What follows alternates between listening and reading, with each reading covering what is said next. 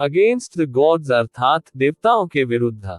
अध्याय 1376 से 1380। नमस्कार, आप कहानी में खो जाएं उससे पहले चैनल को सब्सक्राइब करें और नोटिफिकेशन ऑन करें। धन्यवाद। अध्याय 1376। शांत समय तेजी से बीत गया। यू चेको मायावी दानव क्षेत्र में लौटे हुए 4 महीने से अधिक समय हो गया था, या अगर ठंड और आराम करने में बिताए गए समय को भी शामिल किया जाए तो आधा साल हो गया था। आधा साल बहुत छोटा समय था, लेकिन शांत और आरामदायक जीवन जीने में सक्षम होने के कारण ईश्वर क्षेत्र में उनके अनुभव उन्हें पहले से ही एक सुदूर अतीत की तरह महसूस हुए। ऐसा महसूस हुआ जैसे कोई लंबे सपने से जाग रहा हो। यू चे ने अपना अधिकांश समय डेमन इंपीरियल सिटी में बिताया था, हालांकि कभी कभी वह प्रोफाउंड स्काई कॉन्टिनेंट का भी दौरा करते थे। ऐसी बहुत सी जगहें थी जहां वह गहन ऊर्जा के बिना काम कर सकता था, और वे थे demon imperial city, blue wind imperial city, floating cloud city, frozen cloud Asgard और डिवाइन फीनिक्स सेक्ट। अब वह इधर उधर नहीं भागता था और जहां भी जाता था मौत को दावत देता था। यूनचे अपने माता पिता और अपनी महिलाओं के साथ बहुत अधिक समय बिताने में सक्षम था। वर्तमान में उन्होंने जो जीवन जिया वह पहले से भी काफी अलग था। हालांकि केवल वही जानता था कि क्या उसने वास्तव में अपनी वर्तमान शारीरिक स्थिति और जीवन शैली को अपना लिया है। भ्रामक दानव क्षेत्र, दानव शाही शहर। आज सूरज बेहद उज्जवल और सुंदर था, और यू चे अपनी रतन कुर्सी पर आराम से लेटा हुआ था और आंगन में आधी पलके बिछाए हुए सूरज की रोशनी का आनंद ले रहा था। मानसिकता में बदलाव और सुलिंगर की सावधानीपूर्वक देखभाल के कारण यूचे का स्वास्थ्य पहले की तुलना में काफी बेहतर हो गया था। उसकी त्वचा और रंग वैसा नहीं था जैसा पहले दिखता था, और वह आलीशान कपड़े पहने रहता था और उसके पीछे हर समय एक खूबसूरत नौकरानी रहती थी। ये सीधे तौर पर एक कुलीन बेटे के मानक जीवन से कुछ हटकर था। फेंग जियान एर वर्तमान में यूचे के बगल में खड़ी थी, हालांकि वह असामान्य रूप से शांत और आज्ञाकारी व्यवहार कर रही थी। कभी कभी वह डरपोक होकर यूचे पर एक दो नजरें डाल लेती थी। पिछले कुछ समय से उसने फीनिक्स सोल के अनुरोध का सख्ती से पालन किया था और हर समय यूचे के साथ रही थी। हालांकि वह लॉर्ड फीनिक्स गॉड के निर्देशों के पीछे के इरादे को नहीं समझ पाए, लेकिन इस विचार ने उसे बिल्कुल भी नापसंद नहीं किया। इसके विपरीत वह उसे प्रतिदिन देखने और उसके साथ रहने में बहुत संतुष्ट और प्रसन्न थी। रातों को छोड़कर कमरे से बाहर आने वाली कुछ अजीब आवाजें उसे आश्चर्यचकित करने और उसे शर्मिंदा करने में कभी असफल नहीं हुई। फेंग जियान पिछले लगभग 1 दशक से यून चे को देखते हुए बड़े हुए थे। जब उसने उस दिन उससे कहा था कि वह उसकी दुनिया का आकाश है, तो वह उसे सांत्वना देने की कोशिश नहीं कर रही थी। यह एक ऐसा विश्वास था जो सचमुच आत्मा से आया था। उसने महाद्वीप पर उसके बारे में अनगिनत किंवदंतियां सुनी थी, और जब भी कोई उसकी प्रशंसा या पूजा करता था तो वह उसके लिए अवर्णनीय खुशी की भावना महसूस करने में कभी असफल नहीं होती थी। यू चे के शक्तिहीन अपंग हो जाने के बाद भी उसके लिए उसकी लालसा अभी भी थोड़ी सी भी कम नहीं हुई थी। वह स्वयं नहीं बता सकी कि ऐसा क्यों है। जब यून चे अपनी रतन कुर्सी पर आराम से लेटे रहे और धूप का आनंद लेते रहे, तो फेंग जियान के दिमाग में एक निश्चित विचार पहली बार नहीं आया। मैं संतुष्ट हो जाऊंगी, भले ही मैं कभी भी उनकी एक साधारण नौकरानी बनकर रह जाऊं। बड़े भाई यून चे अपनी कुर्सी से उठा और आलस भरी जम्हाई लेते हुए बोला, आप यहाँ हैं? ओह, लिटिल योनगन भी यहाँ है। ये जियो यू और नंबर 7 अंडर हेवन था। जब वे यून चे की ओर चल रहे थे तो वे एक युवा लड़के का हाथ पकड़े हुए थे। जियो योनगन लगभग 6 साल का था, लेकिन उसकी विशेषताओं में पहले से ही कुछ सुंदरता झलकने लगी थी। युवा लड़का यू चे के सामने आया, अपने घुटनों पर बैठ गया और गंभीरता से उसे प्रणाम करते हुए कहा, योनगन अंकल यू के प्रति अपना सम्मान व्यक्त करता है। अय्यो। यू चे ने जल्दी से अपने भतीजे को अपने पैरों पर खड़ा किया और हंसते हुए कहा, छोटे योनगन, मैंने तुमसे कहा था कि तुम्हें मेरे सामने झुकने की जरूरत नहीं है। बस आपका यहाँ होना ही मेरे लिए पहले से ही बहुत खुशी की बात है। लेकिन जियो योनगान ने गंभीरता से कहा, पिताजी और माँ ने कहा कि अंकल यू योनगान के रक्षक और उपकारक हैं।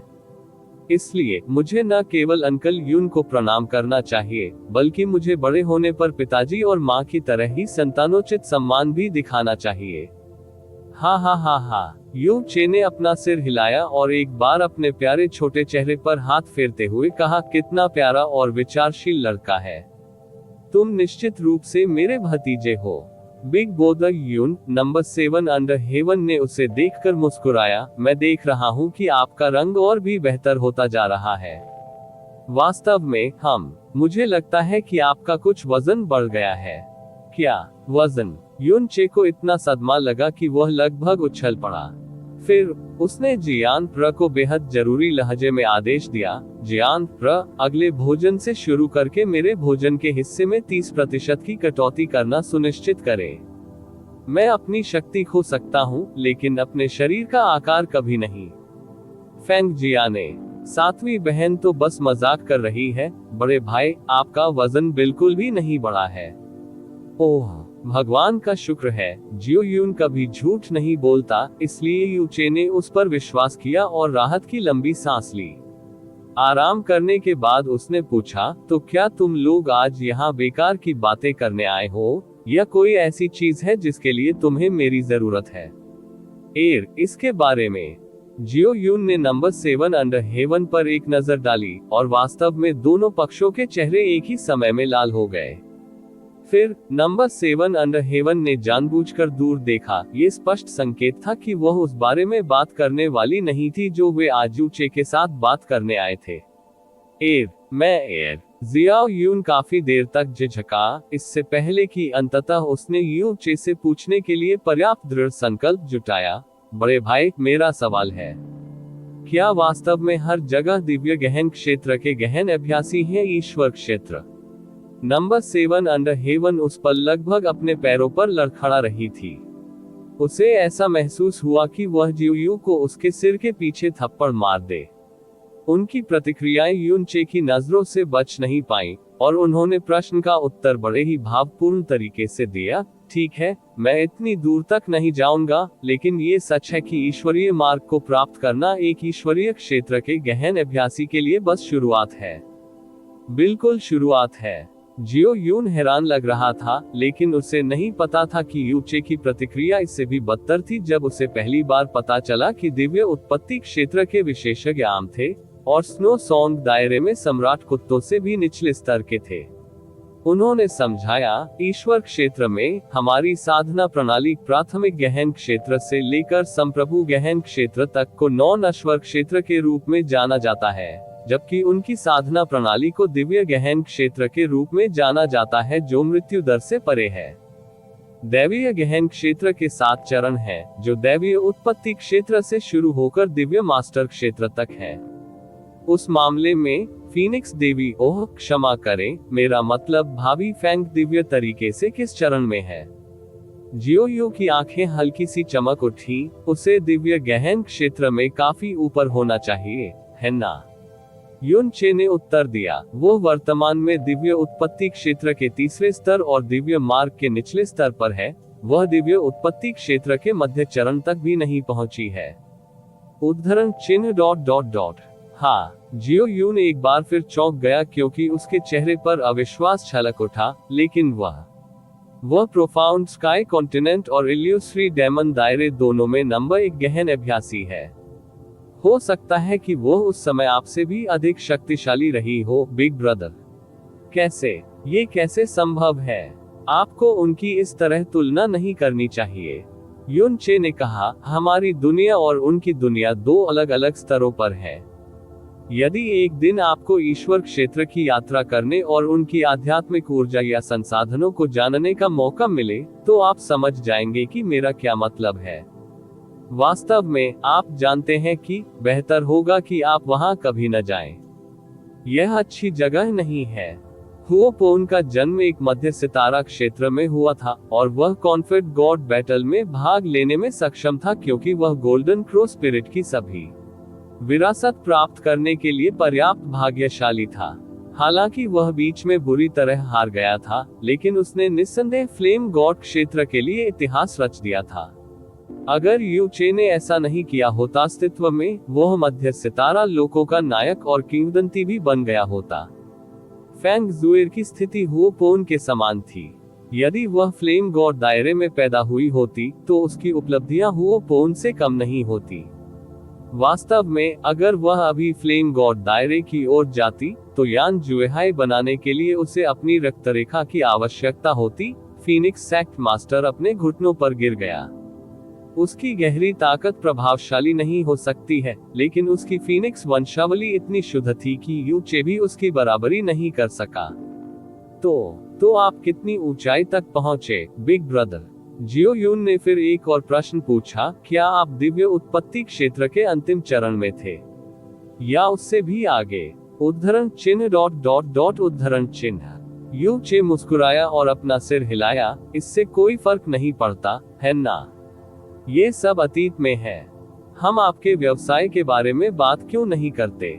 सच में आप यहाँ किस लिए आए हैं? सारा धुआं और दर्पण क्यों? इसके बारे में। जब व्यवसाय का मुद्दा उठाया गया तो जियो यून तुरंत फिर से अजीब हो गया। मैं जानना चाहता था कि क्या। उसकी नजर कभी कभी नंबर 7 अंडर हेवन या फेंग जियान र पर चली जाती थी। उसकी आवाज कम से कम दोगुनी धीमी हो गई थी, लेकिन अविश्वसनीय समय तक हकलाने के बावजूद वह फिर भी अपने मुंह से पूरा वाक्य निकालने में असफल रहा। इस समय हवा में एक अविश्वसनीय रूप से सच्ची और मधुर चीख गूंज रही थी, पापा। युन वुक्सिन एक पक्षी की तरह यू चे की ओर गिरने से पहले आकाश में दिखाई दिया। पिताजी, मुझे पकड़ लो। जब युन चे ने अपनी बेटी को देखा तो उसकी आंखें तुरंत चमक उठी। जियो यून पूरी तरह से अपने दिमाग के पीछे चला गया। वह घूम गया, फैला और अवचेतन रूप से अपनी गहन ऊर्जा प्रसारित की। फिर वह हवा में उछला और उसके बट पर जोर से गिरने से पहले वह जमीन से लगभग 5 मीटर ऊपर चला गया। युन वुक्सिन अपने पिता को हाथ देने से पहले पंख की तरह हल्के से अपने पैरों पर खड़ी हुई। क्या आप ठीक हैं, पिताजी? आप अचानक यात्रा पर क्यों चले गए? मैं ठीक हूँ। युन चे तेजी से अपने पैरों पर खड़ा हुआ और अपने बट पर लगी धूल को साफ कर दिया। मैं बस लापरवाह था और अपने पैरों पर फिसल गया। आज तुम अकेले क्यों आए हो? तुम्हारे स्वामी और तुम्हारी माँ कहाँ है? युन वुक्सिन ने उत्साहपूर्वक उत्तर दिया। मास्टर ने कहा कि मैं जबरदस्त दर से सुधार कर रहा हूँ, और इनाम के रूप में उन्होंने मुझे डैडी का साथ देने के लिए थोड़ा पहले घर भेजने का फैसला किया। माँ ने कहा कि वह कुछ दिनों के लिए फ्रोजन क्लाउड एसगार्ड में रहने वाली है, और अब समय आ गया है कि मैं स्वतंत्र होना सीखना शुरू करूं। उसने कहा कि मुझे हमेशा उससे चिपक कर नहीं रहना चाहिए। ये ठीक है, इसके बजाय आप अपने पिता से चिपकी रह सकती हैं, यू चे ने मुस्कुराते हुए कहा। युन वुक्सिन ने अपनी भुजाएं ऊपर उठाई और कहा, मुझे ले चलो डैडी। युन चे नीचे झुक गया और उसके नाजुक शरीर को अपने कंधों तक उठा लिया और मुस्कुराते हुए कहा, तुम्हें हाल ही में खुद को इतना ऊपर ले जाना क्यों पसंद है? यू वुक्सिन ने अपने पिता की गर्दन को गले लगाया और उनके कंधों पर अपना सिर झुकाते हुए खिलखिलाते हुए कहा, ऐसा इसलिए है क्योंकि मैं आपके साथ 11 साल तक साथ रहने से चूक गई हूँ, पिताजी। मुझे उन सभी को पकड़ना होगा। क्या मैं सही हूँ? ही कोई बात नहीं, मैं तुम्हें आज पूरे दिन ले चलूंगा उन्हें। लेकिन माँ ने कहा कि पिताजी का शरीर अभी कमजोर है। अगर तुम मुझे बहुत देर तक ले जाओगे तो थक जाओगे। %। अपनी माँ की बकवास मत सुनो। तुम्हारे पिताजी बहुत मजबूत हैं। जियो यून और नंबर 7 अंडर हेवन की आंखें धुंधली हो गईं जब उन्होंने पिता और बेटी को एक दूसरे के करीब देखा। यह इतना हृदय विदारक दृश्य था कि उनका हृदय द्रवित हो सकता था। वे ठीक उसी समय बुदबुदाए, मुझे भी एक बेटी चाहिए। बेटी होना बहुत अच्छा होगा।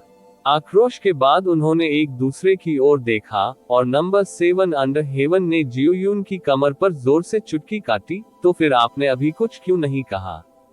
मैं इसे अभी कहूंगा। जियो यून ने चोंच मारने वाली लड़की की तरह सिर हिलाया। आप ऑडियो बुक्स 108 देख रहे हैं। धोखेबाजों से सावधान रहें। जिस कारण से उन्होंने आज यूचे की तलाश की थी वह काफी सरल था। वास्तव में वे दूसरा बच्चा चाहते थे। उनमें से किसी ने भी पहले दूसरे बच्चे के बारे में नहीं सोचा था, लेकिन युन वुक्सिन के युनचे के साथ युन परिवार में लौटने और उन्हें ईर्ष्या से भरने के बाद बेटी पैदा करने की उनकी इच्छा दिन ब दिन बढ़ती गई। उस समय युनचे की गोली के कारण उनके पास जियो योनगान था। यही कारण था कि वे फिर से वही चीज मांगने आए थे। हालांकि जियो यून एक व्यक्ति के रूप में आसानी से शर्मिंदा था और फैंग जियान यूचे के पक्ष में चुपचाप खड़ा था। नतीजा ये हुआ कि काफी समय बीत जाने के बावजूद वह अपने अनुरोध को शब्दों में ढालने में असफल रहे। पिताजी, मैं फ्रोजन क्लाउड एसगार्ड की ओर जाना चाहता हूँ। मुझे आंटी की याद आने लगी है। स्वाभाविक रूप से जिस आंटी युन वुक्सिन ने बात की थी वह कोई और नहीं बल्कि चुयुएली थी। कोई बात नहीं, हम तुरंत वहां जाएंगे। ऐसा होता है कि मुझे भी उनकी याद आने लगती है। खांसी। बड़े भाई जियो यून ने अंततः कहने का साहस जुटाया, वहां कुछ है। ओह जियो यून, जैसा कि आप देख सकते हैं कि मैं आज फ्री नहीं हूं, इसलिए हम अगली बार इस बारे में बात करेंगे, ठीक है। उसके बाद युन चे ने उसे अलविदा कहा और अपनी बेटी को अपने कंधों पर बिठाकर टेलीपोर्टेशन फॉर्मेशन की ओर दौड़ना शुरू कर दिया। Big brother. जियो यून अपना हाथ फैलाकर स्थिर हो गया। उसके चेहरे पर एक मूर्खता झलक रही थी। फैंग जियाने का चित्र धुंधला हो गया और यू चे के ठीक पीछे फिर से दिखाई देने लगा। उसकी सुरक्षा के बिना युन चे अत्यधिक बर्फ के बर्फीले क्षेत्र में कदम रखते ही कुत्ते की तरह जम जाता था। टकराना। नंबर 7 अंडर हेवन ने जियो यून के पैर पर जोर से प्रहार किया और उस आदमी की भयानक चीख निकल गई। वह गुस्से में बोली, तुम सब आदमी बेकार हो। मैं स्वयं सिस्टर लिंगर से बात करने जाऊंगा। हम्फ। रिपोर्ट अध्याय टिप्पणियां अध्याय 1377 जुवानइन जैसे ही समूह ने अत्यधिक बर्फ वाले बर्फीले क्षेत्र में प्रवेश किया, एक ठंडी बर्फीली हवा के झोंके ने उनका स्वागत किया। एक ऐसी भूमि जो ज्यादातर समय हवा और बर्फ से ढकी रहती थी। कुछ समय पहले लिटिल डेमन एम्प्रेस और जुआन युवान वेंटियन की लड़ाई ने इस क्षेत्र में जमे हुए बादल एसगार्ड और जमा बर्फ को मिटा दिया था।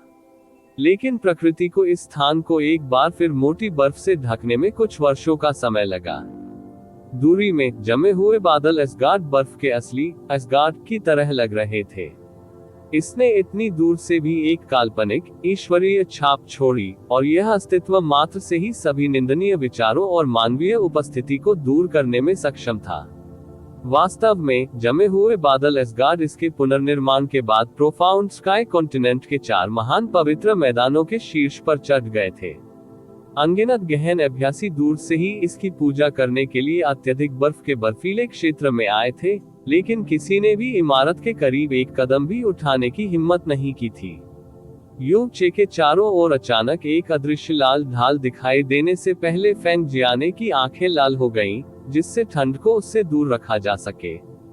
इस बीच युन वुक्सिन एक उत्साहित पक्षी की तरह फ्रोजन क्लाउड एसगार्ड की ओर दौड़ रही थी और मीठी आवाज में चिल्ला रही थी, जिससे ऐसा लग रहा था कि उसके चारों ओर बर्फ भी सजीव हो गई है। माँ, आंटी। अत्यधिक बर्फ के हिम प्रदेश का आकाश शुद्ध श्वेत था। बर्फीले बादल के ऊपर खड़े होकर एक जोड़ी आंखें बर्फ की मोटी परतों में घुस गईं और यू चे और बर्फीले क्षेत्र पर गिर गईं। वह फ्रोजन क्लाउड एसगार्ड है, मु जुआनइन ने खुद से बुदबुदाया। वह जानती थी कि मु बिंगयुन ने अपनी शक्तियां और यादें दोनों खो देने के बाद यहाँ फ्रोजन क्लाउड एसगार्ड का निर्माण किया था। दोनों को पुनः प्राप्त करने के बाद भी उसने ice phoenix god investiture canon को पीछे छोड़ दिया था।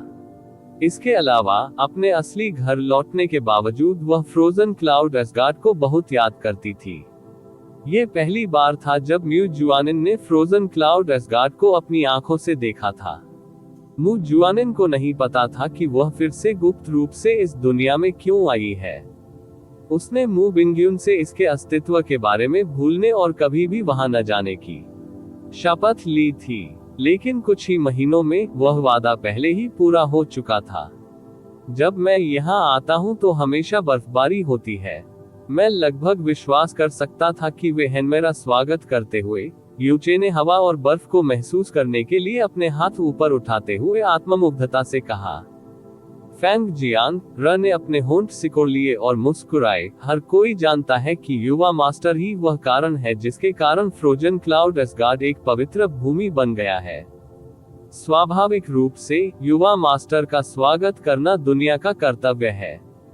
हा, युनचे जोर से हंसा। तुम प्रशंसा करने में और भी बेहतर होती जा रही हो, जियान एड। इसमें कोई आश्चर्य नहीं कि जब मैं एक नई उपपत्नी रख रहा हूं तो मेरी मां मुझसे पूछना बंद नहीं करेगी।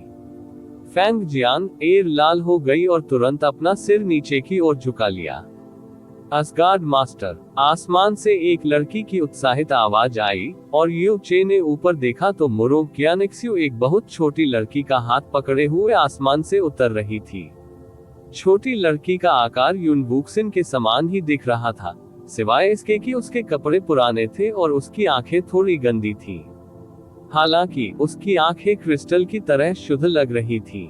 जब मुरोग क्यानिक्स्यू ने युनचे के सामने हाथ डाला तो लड़की तुरंत डर के मारे अपनी पीठ के पीछे छिप गई।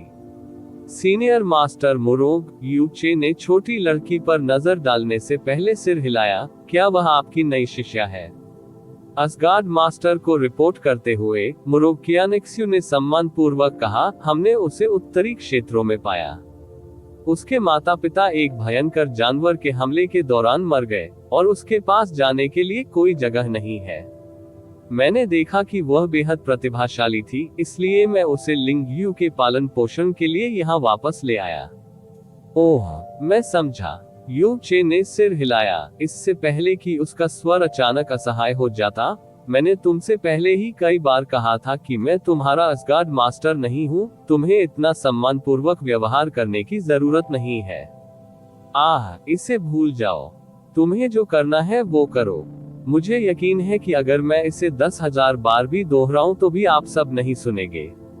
छोटी लड़की को धीरे से खुले में खींचने से पहले मुरोग क्यानिक्स्यू के चेहरे पर एक फीकी मुस्कान आ गई।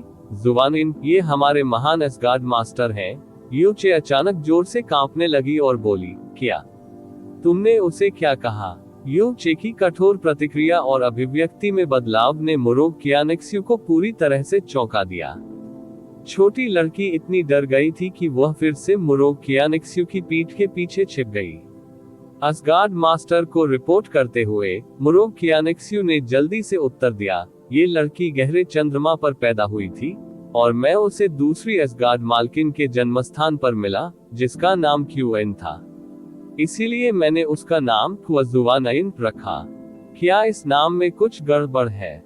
उद्धरण चिन्ह ... उद्धरण चिन्ह। यह महसूस करते हुए कि उसने अपनी भावनाओं पर नियंत्रण खो दिया है, युचे ने मुस्कुराते हुए अपना सिर हिलाने से पहले हल्की सी सांस ली। नहीं, इसके विपरीत, यह एक बहुत अच्छा नाम है। मुरोग क्यानिक्स्यू। युनचे अपने घुटनों के बल झुक गया और डरपोक, भयभीत लड़की को गंभीरता से देखने लगा। फिर उसकी आंखें और आवाज दोनों बहुत कोमल हो गईं। छोटी जुवानिन, तुम्हें कठिन समय का सामना करना पड़ा होगा, है ना? लेकिन अब सब कुछ ठीक है। यहाँ कोई बुरे लोग नहीं हैं और यहाँ से कोई भी तुम्हें फिर कभी धमकाएगा नहीं। और अगर कोई है भी, मेरे पास आओ और मैं उन्हें तुम्हारे लिए सबक सिखाऊंगा।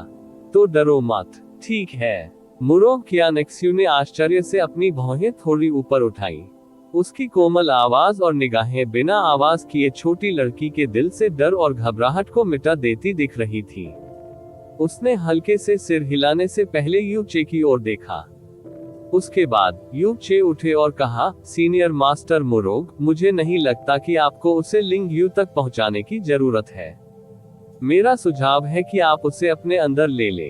आप क्या सोचते हैं? मुरोग क्यानिक्स्यू को एक बार फिर आश्चर्य हुआ, लेकिन उसने तुरंत उत्तर दिया, यदि यह असगार्ड मास्टर का आदेश है तो मैं उसे अपने प्रत्यक्ष शिष्य के रूप में ले लूंगा। भले ही उसके पास कोई आधार न हो, लेकिन उसकी प्रतिभा शीर्ष पर है। मुझे यकीन है कि उसका भविष्य निराश नहीं करेगा। आमीन। युचे ने सिर हिलाया। उस नाम को सुनने के बाद से उसका दिल और आत्मा एक अलग तरह की भावना से भर गया था। इसलिए वह आधा मुड़ गया और कहा, उसे असगार्ड में वापस ले जाओ। असगार्ड मास्टर, आपके बारे में क्या? मुझे कुछ चीजों पर सोचने की जरूरत है। मैं शीघ्र ही आऊंगा, यू चे ने उत्तर दिया। उद्धरण चिन्ह ...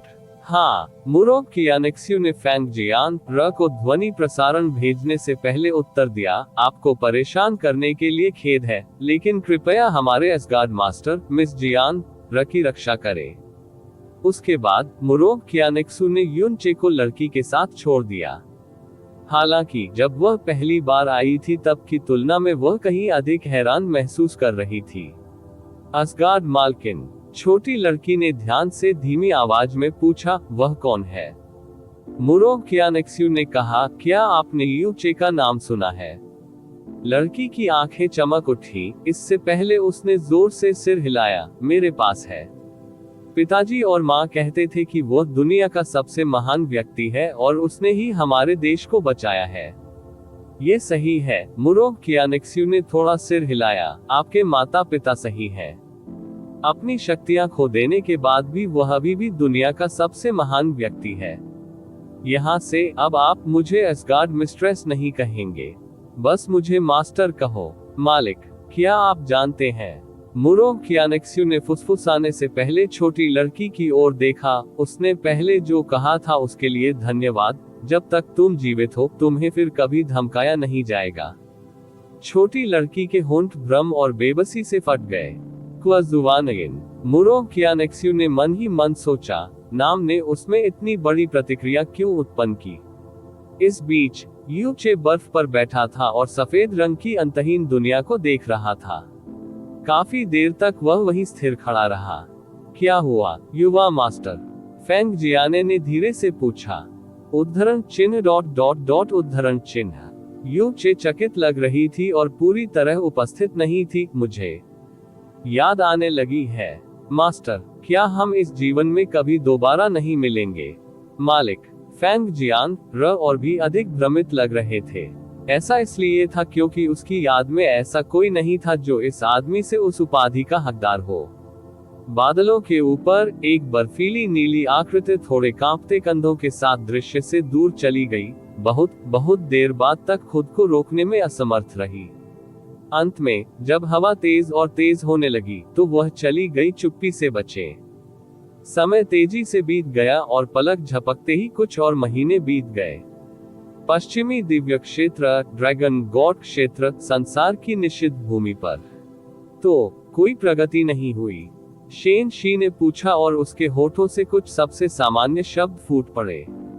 हालांकि इससे ये तथ्य नहीं बदला कि उनकी आवाज दुनिया की सबसे मादक और उत्साहवर्धक आवाज थी। ड्रैगन मोनाक उसके बगल में अपनी भौहें सिकुड़ कर खड़ा था। हालांकि दुष्ट शिशु आपदा पूर्वी दिव्य क्षेत्र में शुरू हुई थी, यह इतना भयानक खतरा था कि कोई भी सितारा क्षेत्र इसमें शामिल न होने का विकल्प नहीं चुन सकता था। तथ्य यह है कि ड्रैगन मोनाक ने दिखाया था कि इसका मतलब यह था कि वह नेतृत्व करने वाला था और कोई नहीं। ड्रैगन मोनाक ने कहा, कोई फर्क नहीं पड़ता कि छिपाव कितना सही है, उसे अपने पीछे कुछ निशान अवश्य छोड़ने चाहिए। हालांकि न केवल वह दर्शन के दिन से पूर्ण शुरुआत के ईश्वर क्षेत्र में दिखाई नहीं दी है, हमें उसका कोई निशान या आभा भी नहीं मिली है। इसके अलावा वे आदिकालीन जानवर हमारी तुलना में अंधेरे की गहन ऊर्जा के प्रति अधिक संवेदनशील हैं, और फिर भी उनमें से किसी ने भी अब तक गड़बड़ी का कोई संकेत नहीं दिखाया है। उद्धरण चिन्ह ... उद्धरण चिन्ह। शेन शी ने धीरे से कहा, तुम्हारा मतलब है? मुझे संदेह है कि उसने पूर्ण शुरुआत के ईश्वर क्षेत्र में बिल्कुल भी प्रवेश नहीं किया है। ड्रैगन मोनाक ने आगे कहा, इसकी बहुत संभावना है कि उसने जो निशान पीछे छोड़े थे वे हमें भटकाने के लिए ही थे। Shane she. ड्रैगन मोनाक ने ठंडी अंधेरी आंखों से कहा, सभी 3 दिव्य क्षेत्रों ने प्रत्येक तारा क्षेत्र को अंधेरे गहन ऊर्जा की उपस्थिति का पता लगाने का आदेश दिया है। इसके अलावा खोज केवल पूर्वी दिव्य क्षेत्र तक ही सीमित नहीं है। ये खोज दक्षिणी दिव्य क्षेत्र, पश्चिमी दिव्य क्षेत्र और यहाँ तक कि निचले तारा क्षेत्रों तक विस्तारित होगी, जिनकी संख्या सबसे अधिक है। जो भी अंधेरे के किसी भी निशान का पता लगाने पर गहरी ऊर्जा को भरपूर इनाम दिया जाएगा। आपको संदेह है कि दुष्ट शिशु निचले लोकों में छिपा है? शेन शी ने पूछा। ड्रैगन मोनार्क ने भारी स्वर में कहा, दुष्ट शिशु को भागे लगभग 1 साल हो गया है। 1 वर्ष उसके लिए अधिक शक्ति प्राप्त करने और भी अधिक घातक होने के लिए पर्याप्त समय है। अभी हम ऐसी स्थिति में नहीं है जहां हम किसी भी संभावना को हाथ से जाने दे सके। पूर्वी दिव्य क्षेत्र का स्वर्गीय रहस्य क्षेत्र क्या कहता है? ड्रैगन मोनार्क ने अपना सिर हिलाया। भले ही हम मान ले कि दुष्ट शिशु ने केवल थोड़ी मात्रा में ताकत हासिल की है, फिर भी इसका अस्तित्व स्वर्ग से भी ऊंचा है। ऐसा कोई तरीका नहीं है जिससे स्वर्गीय रहस्य के 3 बुजुर्ग कुछ भी पा सके, भले ही उनका पूरा जीवन काल समाप्त हो जाए। मैं समझता हूँ, शेन शी ने सिर हिलाया। चूंकि वह समसारा की निषिद्ध भूमि में रहती थी, बाहरी दुनिया के बारे में उसका अधिकांश ज्ञान ड्रैगन मोनार्क से आया था। ऐसा लगता है कि जब तक दुष्ट शिशु का सफाया नहीं हो जाता, आपको एक दिन की भी शांति नहीं मिलेगी। आप जा सकते हैं। ड्रैगन मोनार्क के चले जाने के बाद शेन शी ने दूर की ओर देखा और खुद से कहा, लाल दरार, दुष्ट शिशु का उद्भव और उसकी उपस्थिति। क्या दुनिया का भाग्य एक बार फिर बदल जाएगा? आप ऑडियो बुक्स 108 देख रहे हैं। धोखेबाजों से सावधान रहें। Mummy mummy. तभी एक बचकानी आवाज शेन शी के कानों और दिल तक पहुंची, क्या वह एक बुरा इंसान है? शेन शी ने मुस्कुराते हुए कहा, बिल्कुल नहीं। वह हमारे कुल का सबसे अच्छा व्यक्ति है और उसका दिल पूरी तरह से सही जगह पर है। इसके अलावा वह मेरा बहुत सम्मान करता है और कभी भी ऐसा कुछ नहीं करेगा जिससे मुझे ठेस पहुंचे। तो वह संभवतः एक बुरा व्यक्ति कैसे हो सकता है? लेकिन अगर ऐसा है तो जब भी वह आता है तो आप मुझे हमेशा चुप रहने के लिए क्यों कहते हैं? अभी भी मुस्कुराहट बरकरार रखते हुए शेन शी ने धीरे से उत्तर दिया, ऐसा इसलिए है क्योंकि वह एक निश्चित इच्छा रखता है जो उसे मेरे प्रति नहीं होनी चाहिए। वह इसे जाने नहीं दे सकता, भले ही वह जानता हो कि यह संभव है, और वह स्वयं इसकी मांग नहीं कर रहा है। एक समय की बात है, यह मेरे लिए जरा भी मायने नहीं रखता था। लेकिन जब मुझे तुम्हारे पिता के बारे में पता चला, तो माँ के पास इस पर गंभीरता से विचार करने के अलावा कोई विकल्प नहीं है। उद्धरण चिन्ह ... ऐसा क्यों? ऐसा इसलिए है क्योंकि किसी व्यक्ति का स्वभाव और हृदय अप्रत्याशित होता है, उसने चुपचाप कहा। उद्धरण चिन्ह ... किसी व्यक्ति का स्वभाव। दिल। मैं नहीं समझता। तुम अभी भी जवान हो, बेशक तुम नहीं समझती हो। शेन शी ने अपने पेट की ओर देखा। उनकी आंखों में बसने वाली सौम्यता और प्रेम इतना अद्भुत था कि पूरी दुनिया अनंत काल के लिए झुक गई। माँ अगले 8 वर्षों में आजाद हो जाएंगी। जब ऐसा होगा, मैं तुम्हें जन्म दे सकूंगी। जब ऐसा होगा, तो माँ आपके धैर्य का प्रतिफल इस दुनिया की हर खूबसूरत चीज से देगी, इसलिए कृपया अगले 8 वर्षों तक प्रतीक्षा करें, ठीक है? मन। मैं माँ की बात सुनूंगा और मेरे जन्म से पहले वह सारा ज्ञान सीख लूंगा जो आप मुझे सिखाना चाहती हैं। रिपोर्ट अध्याय टिप्पणियां अध्याय 1378 स्वर्गीय मैनुअल की दुनिया गहरा आकाश महाद्वीप तैरता बादल शहर। जियो लाई वह व्यक्ति था जो अतीत को संजोता था और वह अभी भी फ्लोटिंग क्लाउड सिटी के जियो परिवार के साथ रहने का आदी था। युन चे कभी कभार आता था और कुछ दिनों के लिए रहता था। ये जगह उसका छोटा सा आंगन था, इसमें उसकी और जियो लिंगशी की अनगिनत यादें थी।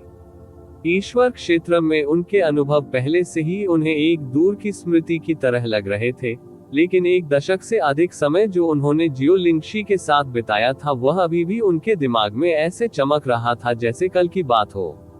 मास्टर ने कहा कि तुम्हारी गहरी नसें बेहद अजीब हैं और वे एक सामान्य व्यक्ति की गहरी नसों से बिल्कुल अलग हैं। इसका मतलब ये भी है कि हम उनकी मरम्मत के लिए सामान्य तरीकों का उपयोग करने में असमर्थ होंगे। इस दौरान उन्होंने कई मेडिकल किताबें चेक की लेकिन उन्हें कुछ नहीं मिला। हालांकि ज्यादा चिंतित होने की जरूरत नहीं है। मास्टर अक्सर कहते हैं कि इसमें कोई बीमारी नहीं है दुनिया जिसका इलाज नहीं किया जा सकता। बात सिर्फ इतनी है कि हमें अभी तक इसके इलाज का तरीका नहीं मिला है। सु लिंग युनचे का इंतजार कर रही थी और एक बार जब उसने अपना औषधीय स्नान पूरा कर लिया तो उसने उसे कपड़े पहनने में मदद करते हुए कोमल आवाज में ये शब्द कहे। यू चे ने अपना सिर हिलाया और हंसते हुए कहा, उसे बताएं कि मैं वास्तव में इससे परेशान नहीं हूं और उसे मेरी मदद करने की कोशिश करने के लिए इतना प्रयास करने की जरूरत नहीं है। सु लिंगर ने हल्की सी हंसी देते हुए कहा, ऐसा नहीं है कि आप मास्टर के स्वभाव को नहीं समझते हैं, ठीक है। वह दवा से मूर्खता की हद तक प्यार करता है, इसलिए जब अंततः उसे एक दुर्लभ समस्या का सामना करना पड़ता है जिसे हल करना कठिन है, तो वह केवल उस पर अधिक ध्यान केंद्रित करेगा। तुम्हें भी इतना निराशावादी होने की जरूरत नहीं है, मास्टर इतने शक्तिशाली हैं, इसलिए हो सकता है। नहीं, ये सही नहीं है, वह जरूर कोई रास्ता ढूंढ पाएंगे। एमेन, आप सही कह रहे हैं। यू चे ने अपना सिर हिलाया लेकिन उसने कुछ नहीं बताया। वह अच्छी तरह से जानता था कि दुष्ट ईश्वर की गहरी नसों जैसा अस्तित्व सामान्य तरीकों से जागृत नहीं किया जा सकता है।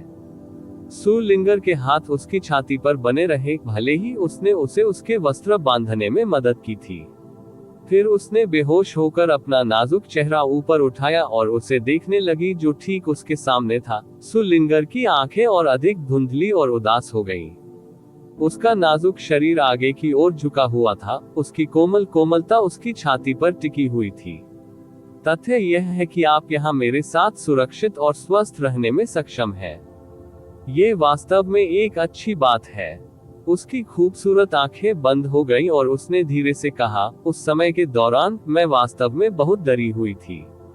युन चे ने उसे गले लगाने के लिए हाथ बढ़ाया और माफी मांगते हुए कहा, मुझे पता है कि भगवान के क्षेत्र में 4 वर्षों के दौरान मैंने निश्चित रूप से आप सभी को चिंतित किया होगा।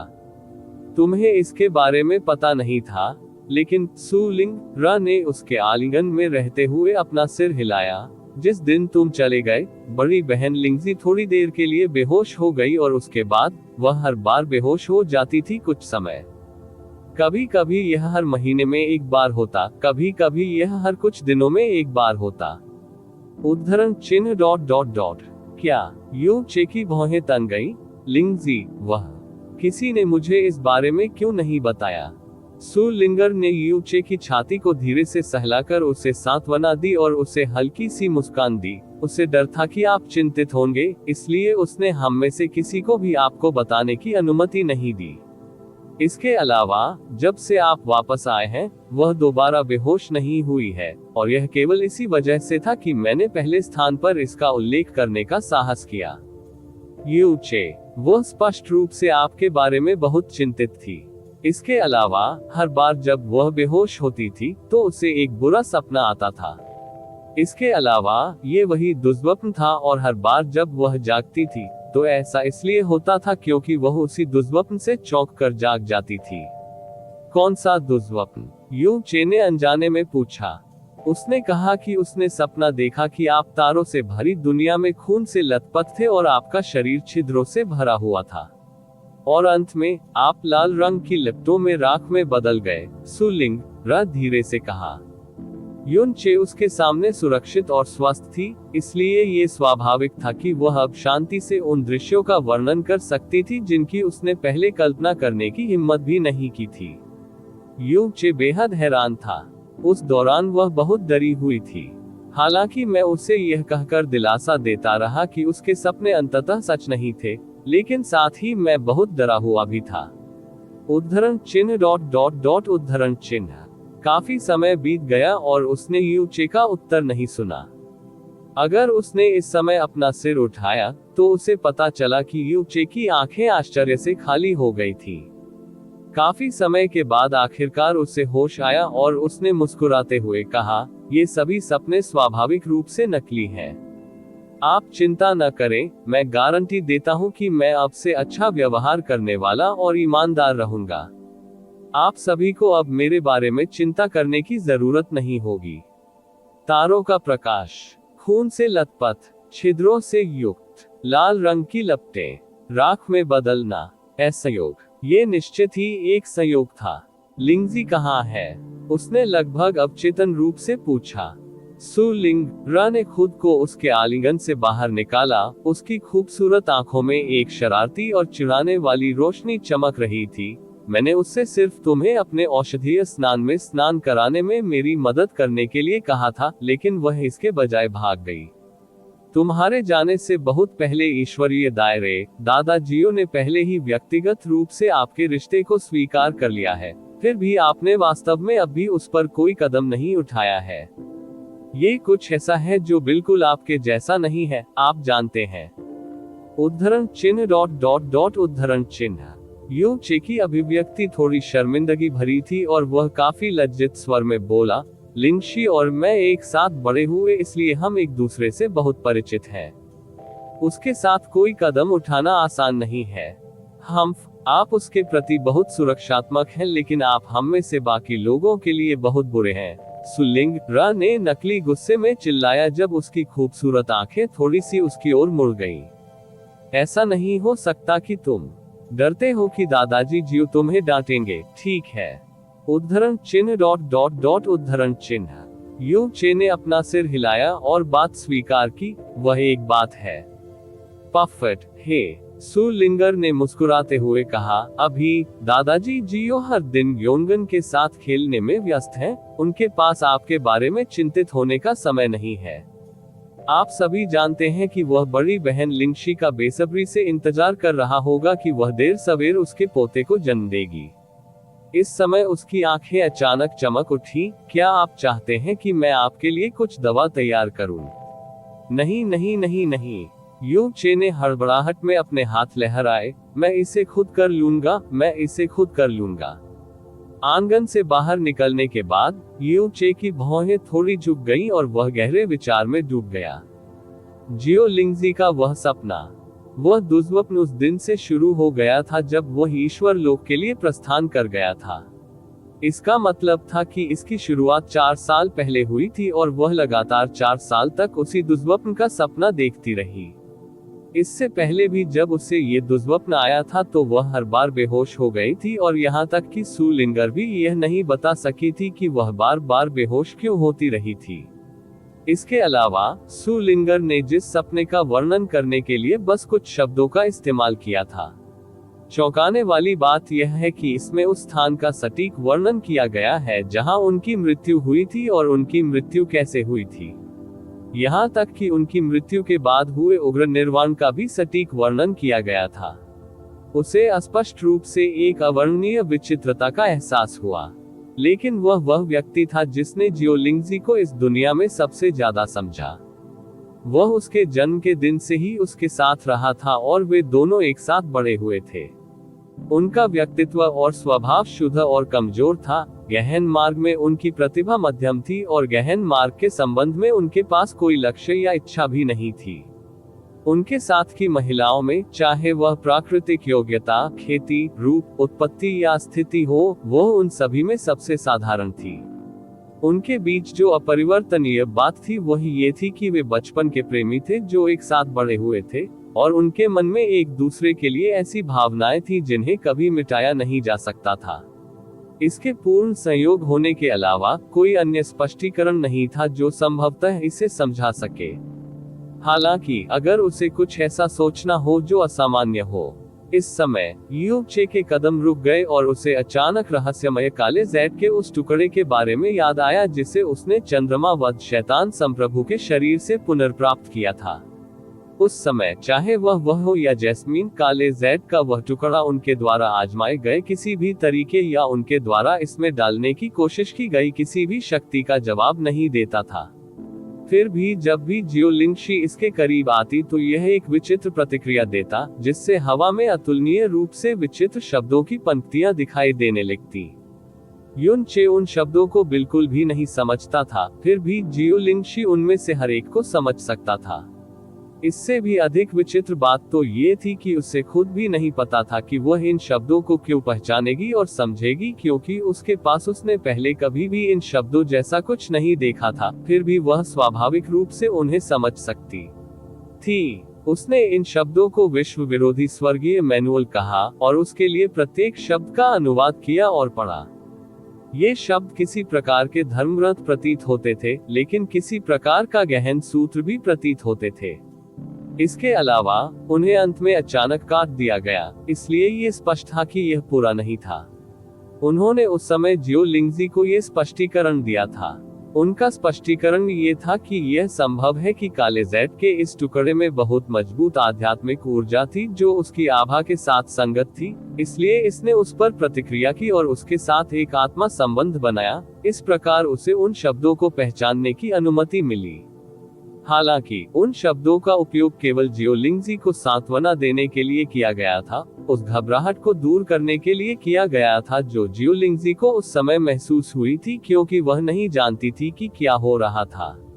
साथ ही उसने खुद को समझाने के लिए ये शब्द भी कहे थे।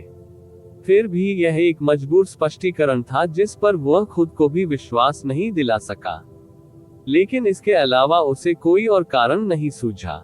जैसे ही उसने चुपचाप इस बारे में सोचा, वह धर्मग्रंथ जिसका जियो लिंगजी ने उसके लिए अनुवाद किया था और जिसे उसने अपने दिल में याद कर लिया था, अचानक उसके दिमाग में तैरने लगा। आदिम ब्रह्मांड की शुरुआत में, आदिम अराजकता की शुरुआत में, ब्रह्मांड में कोई व्यवस्था नहीं थी, प्रकाश और अंधेरे के बीच कोई अलगाव नहीं था। स्वर्गीय कानून वह बंधन था जो ब्रह्मांड की मूल शक्ति को एक साथ रखता था। इस समय यू चे के कदम अचानक रुक गए। एक निश्चित क्षण के बाद से, एक ऐसा क्षण जिसे यून चे ने बिल्कुल भी महसूस नहीं किया था, विश्व विरोधी स्वर्गीय मैनुअल का धर्मग्रंथ जो उसके दिमाग में प्रकट हुआ था, वास्तव में बड़ी घंटी की आवाज की तरह गूंजना शुरू हो गया था, जिसने उसके दिल को हिला दिया था और हर शब्द के साथ आत्मा। पहले युग में बंजर 100 युगों के बाद असीम और असंख्य युगों के बाद अंतहीन रूप से फलता फूलता रहा। तारों ने ब्रह्मांड का निर्माण किया, गिरे हुए स्वर्ग ने लोकों का निर्माण किया। जो कुछ भी असाधारण था वह विरोध में था, सारी समृद्धि महज भ्रम थी। हर एक शब्द उसकी आत्मा के समुद्र में स्वर्गीय घंटी की दुनिया को हिला देने वाली गड़गड़ाहट की तरह गूंज रहा था। उन्होंने सुदूर युग से आई एक असीमता को भी खोला। एक संत बनने की इच्छा रखता है और दूसरा पतित बनने की इच्छा रखता है। सभी इच्छाएं शून्य है। क्रोध पाप है, ईर्ष्या पाप है, वासना पाप है, लालच पाप है, आलस्य पाप है। जो कुछ भी जीवित है उसका अंत, सारी सृष्टि का घर। यू चे की आंखें शून्य में घूर रही थी, क्योंकि उसकी दृष्टि में दुनिया पूरी तरह से गायब होने से पहले धुंधली और धुंधली होती जा रही थी। असीम अंधकार में बदलने से पहले उनकी दृष्टि पूरी तरह से सफेद हो गई। केवल स्वर्गीय मैनुअल के शब्द ही बचे थे, वे शब्द जो उसकी दुनिया में एक बड़ी और प्राचीन घंटी की आवाज की तरह गूंज रहे थे। आंगन का दरवाजा धक्का देकर खोला गया और जियो लिंगजी, जिसने हरे रंग के कपड़े पहने हुए थे, हल्के कदमों से प्रवेश किया। यू चे को देखते ही उसकी भौहें तन गईं। लिटिल चे, तुम अकेले कैसे हो? लिंगर कहाँ है? हालांकि उसे यून चे से कोई उत्तर नहीं मिला। यू चे उसका सामना कर रहा था और वह उससे कुछ ही कदम की दूरी पर था। फिर भी जब वह सामने आई थी तो उसने कोई प्रतिक्रिया नहीं दी थी, न ही उसने उसके द्वारा कहे गए शब्दों का जवाब दिया था। वह बस स्थिर आंखों से सीधे आगे की ओर देख रहा था, ऐसी आंखें जिनमें किसी भी फोकस या अभिव्यक्ति का पूरी तरह से अभाव था। जियो लिंगजी ने आश्चर्य से हल्की सी चीख निकाली। उसने सोचा कि यू चे उससे चिढ़ा रहा है, इसलिए वह आगे बढ़ी और उसके शरीर को हल्के से थपथपाया। लिटिल चे। यून चे ने उसके हल्के प्रहार पर बिल्कुल भी प्रतिक्रिया नहीं दी थी। इसके बजाय वह लकड़ी के लट्ठे की तरह पीछे की ओर गिर गया था। वह घबराकर चिल्लाए और यून चे का समर्थन करने के लिए तेजी से आगे बढ़ी। लिटिल चे, तुम्हारे साथ क्या गलत है? लिटिल चे। वह बार बार उसे चिल्लाती रही, लेकिन यून चे अभी भी पूरी तरह से स्तब्ध थी। उन्होंने उस पर कोई प्रतिक्रिया नहीं दी थी। हरकतें, उसकी निगाहें हर समय खाली रहती हैं। ऐसा लगा मानो उसने अपनी आत्मा खो दी हो। जियो लिंगजी घबराने लगा, लेकिन इसी क्षण फेंग जियान रा बिजली की तरह आसमान से नीचे उतरा। उसने जियो लिंगजी के साथ मिलकर उसका समर्थन किया और कहा, यंग मास्टर, आपको क्या हुआ है? लिंग एर, जल्दी करो और लिंग एर को बुलाओ, लिंगजी ने चिंतित स्वर में कहा। जियो परिवार का निवास शुरू में बड़ा नहीं था, इसलिए सु लिंग र भी जहां वे थे उसके बहुत करीब था। चूंकि जियो लिंगशी चिंता में चिल्ला रही थी, वह पहले से ही जल्दी कर रही थी, उसे फेंग जियान र के बुलाने का इंतजार करने की जरूरत नहीं थी। युन चे को ऊपर उठाने के बाद सु लिंगर ने युन चे की छाती पर अपनी उंगली थपथपाई। गहन ऊर्जा तेजी से उसके पूरे शरीर में संचारित हुई, लेकिन उसे कुछ भी असामान्य नहीं मिला। एक संक्षिप्त क्षण के लिए स्थिति पर विचार करने के बाद उसने अचानक एक ध्वनि ट्रांसमिशन जेड निकाला और फेंग जुएर को एक ध्वनि ट्रांसमिशन भेजा। सिस्टर जुएर, जल्दी से जियो परिवार के निवास पर आए, बिग ब्रदर यू चे के साथ कुछ गड़बड़ है।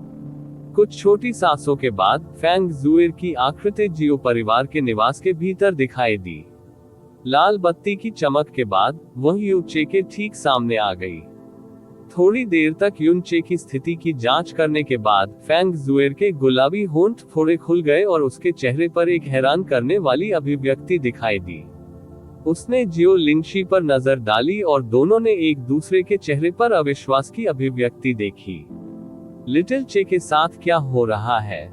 वास्तव में क्या चल रहा है? जियो लिंगशी ने चिंतित स्वर में कहा, उसकी आंखों में आंसू कांप रहे थे। बिग ब्रदर युन, ऐसा लगता है कि वह आत्मज्ञान की अवस्था में प्रवेश कर चुका है, फेंग जुएर ने कुछ झिझक के साथ कहा। जियो लिंगजी उन शब्दों से स्तब्ध रह गया। प्रबोधन। फेंग जियानर के चेहरे पर अविश्वास की एक समान अभिव्यक्ति दिखाई दी, लेकिन यंग मास्टर के पास पहले से ही गहरी ताकत नहीं है, और यहाँ तक कि उसकी गहरी नसें भी। तो वह आत्मज्ञान की स्थिति में कैसे प्रवेश कर सकता है? ये वास्तव में सामान्य से बाहर है, सु लिंगर ने अपनी नाजुक भौहों को आपस में जोड़ते हुए कहा। हालांकि उनकी मानसिक स्थिति वास्तव में आत्मज्ञान की स्थिति में प्रवेश कर गई है, जिसे आमतौर पर गहन तरीके से देखा जाता है। अपनी बात समाप्त करने के बाद उसने जियो लिंगशी को सांत्वना देते हुए कहा, भले ही ये थोड़ा अजीब है, चाहे वह उसके शरीर की स्थिति हो या उसके दिल और आत्मा की, सब कुछ पूरी तरह से सामान्य है। इसलिए चिंता करने की कोई जरूरत नहीं है, हमें बस उसके जागने का इंतजार करना होगा और सब कुछ ठीक हो जाएगा। आप ऑडियो बुक्स 108 देख रहे हैं। धोखेबाजों से सावधान रहें। चूंकि आत्मज्ञान उस स्थान के रूप में कार्य करता था जहां गहन मार्ग को समझा जा सकता था, ये कुछ ऐसा था जिसकी तलाश नहीं की जा सकती थी, इसका सामना केवल भाग्य से ही किया जा सकता था। हालांकि गहन शक्ति के बिना, और यहाँ तक कि गहन रगों के बिना, किसी के पास स्वाभाविक रूप से गहन तरीके से कोई जगह नहीं थी, तो कोई इस आत्मज्ञान की स्थिति में कैसे प्रवेश कर सकता है? हालांकि वर्तमान युन चे वास्तव में आत्मज्ञान की अवस्था में प्रवेश कर चुका था। इसके अलावा यह आत्मज्ञान की एक अतुलनीय रूप से विचित्र अवस्था थी। रिपोर्ट अध्याय टिप्पणियां। अध्याय 1379 शून्यता का नियम। जब जियो लिंगशी ने उसके लिए विश्व विरोधी स्वर्गीय मैनुअल का शब्द दर शब्द अनुवाद किया था, तो उसे वास्तव में ऐसा महसूस हुआ था जैसे वह किसी स्वर्गीय ग्रंथ को जोर से पढ़े जाने के बारे में सुन रहा था। उसने जो कुछ सुना था उसका आधा भी उसे समझ नहीं आया था। ये केवल वे कुछ क्षण थे जब उसने महसूस किया कि उसकी आत्मा हल्की सी हलचल कर रही थी, जिससे उसे संदेह होने लगा कि यह संभवतः कोई धर्मग्रंथ नहीं बल्कि कोई गहरा सूत्र है। जब गहराई से समझने की बात आती है, अगर वह दावा करता है कि वह सबसे अच्छा है, तो इस दुनिया में कोई भी ये दावा करने की हिम्मत नहीं करेगा कि वह दूसरा सबसे अच्छा है। उसकी समझ इतनी प्रबल कही जा सकती है कि इससे वह भी डर गया। युन फैमिली की पर्पल क्लाउड आर्ट से लेकर फीनिक्स के वर्ल्ड वुड और बनिंग वर्ल्ड के गोल्डन क्रो रिकॉर्ड तक, गहन कलाएं जो एक सच्चे भगवान द्वारा पीछे छोड़ दी गई थी। अन्य लोगों को एक पल के लिए भी आत्मज्ञान की स्थिति में प्रवेश करने से पहले कुछ भाग्य के साथ साथ अनगिनत वर्षों के संचय और समझ की आवश्यकता होगी। हालांकि यू चे को बस एक गहन सूत्र पर कुछ नजर डालने की जरूरत थी और वह सीधे उस स्थिति में डूबने में सक्षम होगा। हर कोई जिसने इसे पहले देखा था, जैस्मीन, जिया क्विंगयू, यून क्विंगहोंग, म्यू जुआनइन कैजी और शेनशी, उनमें से एक भी ऐसा नहीं था जिसे इस बात से गहरा आश्चर्य न हुआ हो। यह मूल रूप से कहा जा सकता है कि ऐसी कोई गहन कला नहीं थी जिसे वह विकसित नहीं कर सकता था, ये केवल यूचे की पसंद का मामला था। अतीत में जैस्मीन ने बेहद अजीब स्वर में उससे कुछ कहा था, यहाँ तक कि प्राचीन दुष्ट भगवान भी इतने सक्षम नहीं थे। केवल एक अपवाद था, और वह विश्व विरोधी स्वर्गीय मैनुअल का धर्म ग्रंथ था जिसे जियोलिंगजी ने उसके लिए अनुवादित किया था, कुछ ऐसा जिसे उसने कंठस्थ भी कर लिया था। हालांकि वह किसी चीज का चित्र या पट नहीं बना सका। परिणाम स्वरूप उन्हें और भी अधिक विश्वास हो गया कि यह वास्तव में केवल एक अस्पष्ट और समझने में कठिन धर्मग्रंथ है, और उन्होंने पिछले कुछ वर्षों में इस पर कोई ध्यान नहीं दिया है। लेकिन इसी दिन ये धर्मग्रंथ, जिसे वह लगभग भूल चुका था, उसे एक अतुलनीय विचित्र दुनिया में ले आया। प्रबोधन, गहन तरीके से एक क्षण जो अत्यंत दुर्लभ और बहुमूल्य था, एक ऐसा क्षण जिसे एक गहन अभ्यासी शायद 1000 वर्षों में भी दर्ज नहीं कर सका। फिर भी यूचे ने अपने जीवन में कई बार आत्मज्ञान के इस क्षेत्र में प्रवेश किया था। जब उसने अतीत में फीनिक्स के वर्ल्ड ओड को जबरदस्ती विकसित किया, तो उसे ऐसा लगा जैसे उसका दिल और आत्मा आग की दुनिया में प्रवेश कर गए हैं, और वह फीनिक्स के लिए अद्वितीय आग के नियमों को एक अतुलनीय स्पष्टता के साथ महसूस करने में सक्षम हो गया है। जब वह फ्रोजन एंड डिवाइन आर्ट को समझ रहा था, तो ऐसा महसूस हुआ मानो वह बर्फीले नरक में गिर गया हो और उसकी आत्मा का हर कोना और उसकी गहरी नसें बर्फ के अत्यंत उच्च स्तरीय नियमों से भर गई हो। जब वह जलती हुई दुनिया के गोल्डन क्रो के रिकॉर्ड को समझ रहा था, तो उसकी दुनिया में एक विशाल और अत्याचारी शक्तिशाली प्राचीन गोल्डन क्रो उड़ रहा था, एक गोल्डन क्रो जिसने दुनिया के बाकी हिस्सों पर सर्वनाशकारी आग बरसाई। प्रत्येक गहन कला के लिए आत्मज्ञान का क्षेत्र कानूनों और सिद्धांतों की दुनिया थी जिसमें किसी का दिल और आत्मा डूब जाएगी। यह एक अनमोल क्षण भी था जब कोई वास्तव में उक्त गहन कला के मूल कानूनों और सिद्धांतों के संपर्क में आ सकता था। आग की लपटों की दुनिया, बिजली की दुनिया, तलवारों की दुनिया, विनाश की दुनिया। लेकिन इसी क्षण जिस दुनिया में यूचे का दिल और आत्मा डूब गई थी, वह वास्तव में शून्यता की दुनिया थी। ये दुनिया अंधेरे का सागर थी। नहीं, एक भावना जो कहीं से भी उभरी, एक ऐसी भावना जिसे नकारा नहीं जा सकता था, ने उसे बताया कि यह अंधेरा नहीं था। इसके बजाय ये पूरी तरह से खाली शून्य था। वहां कोई जीवित प्राणी नहीं था, कोई मृत प्राणी नहीं था, कोई आवाज नहीं थी, यहाँ तक कि कोई समय या स्थान भी नहीं था। उसे किसी और चीज के अस्तित्व का एहसास ही नहीं हो रहा था। दरअसल उसे अपने अस्तित्व का एहसास ही नहीं हो पा रहा था। ये जगह कहाँ है? ऐसा लग रहा था मानो इस स्थान पर केवल शाश्वत अंधकार, शाश्वत शून्यता, शाश्वत सन्नाटा है, और वह इस खाली दुनिया के बिल्कुल केंद्र में खड़ा है। वह नहीं जानता था कि वह कहाँ था, वह नहीं जानता था कि वह कहाँ जा रहा था, और वह नहीं जानता था कि वह कैसे जा सकता है। लेकिन अच्छी बात यह थी कि उसकी इच्छा अभी भी बनी हुई थी और वह अभी भी सोच सकता था, वास्तव में क्या चल रहा है? मुझे अचानक कैसे घुसा दिया गया ऐसी दुनिया? क्या ऐसा हो सकता है कि यह मेरी आत्मा के अंदर एक खाली छेद है? अचानक इस खाली दुनिया में प्रकाश की एक चमक दिखाई दी। यह एक व्यक्ति की आकृति थी, एक ऐसी आकृति जो क्षितिज जितनी दूर लगती थी लेकिन छूने के लिए काफी करीब भी लगती थी। वह आकृति स्वप्न के समान भ्रामक थी, कोहरे के समान तेजी से क्षणभंगुर थी। लेकिन उस अस्पष्ट रूपरेखा से वह स्पष्ट रूप से समझ सका कि यह एक महिला की आकृति थी। इसके अलावा ऐसा लग रहा था कि यह पूरी तरह से नग्न महिला है। आप कौन है? ये जगह कहाँ है? वह ये प्रश्न पूछना चाहता था, लेकिन उसकी आवाज नहीं निकल सकी। लेकिन इस समय इस पूरी तरह से खाली दुनिया में एक महिला की आवाज गूंजी। ये स्थान आदिम ब्रह्मांड की शुरुआत है, प्रारंभिक अराजकता का प्रारंभिक बिंदु है, और यह ब्रह्मांड के सभी कानूनों और सिद्धांतों का मूल भी है। वह ये बताने में असमर्थ था कि यह किस प्रकार की आवाज थी। यह एक महिला की आवाज थी और यह बहुत नर्म और कोमल थी। इस आवाज से बोला गया हर शब्द किसी भी जीवित प्राणी की आत्मा को तुरंत पकड़ने में सक्षम था। यह इतना अच्छा लग रहा था कि कोई भी इस बात पर विश्वास नहीं कर पा रहा था कि इस शब्द में वास्तव में ऐसी आवाज मौजूद है। इसका अस्तित्व सपने में भी नहीं होना चाहिए या स्वर्गीय क्षेत्र में भी नहीं होना चाहिए।